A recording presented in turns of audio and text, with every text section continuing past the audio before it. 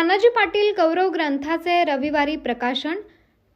महाराष्ट्र साहित्य परिषद शाखा कोपरगाव आयोजित व प्राचार्य डॉक्टर शिरीष लांडगे, प्राध्यापक डॉक्टर संदीप सांगळे संपादित डॉक्टर तानाजी राव पाटील गौरव ग्रंथाचे प्रकाशन रविवार दिनांक 4 मे रोजी सकाळी 10 वाजता नामदेवराव परजने पाटील लॉ कॉलेजमध्ये होणार आहे। गौरव ग्रंथाचे प्रकाशन समीक्षक प्राध्यापक डॉक्टर एकनाथ पगार व प्राचार्य डॉक्टर दिलीप धोंडके यांच्या हस्ते होणार असून कार्यक्रमाच्या अध्यक्षस्थानी महाराष्ट्र साहित्य परिषद कोपरगाव शाखेचे अध्यक्ष हिरालाल महानुभाव राहणार आहेत।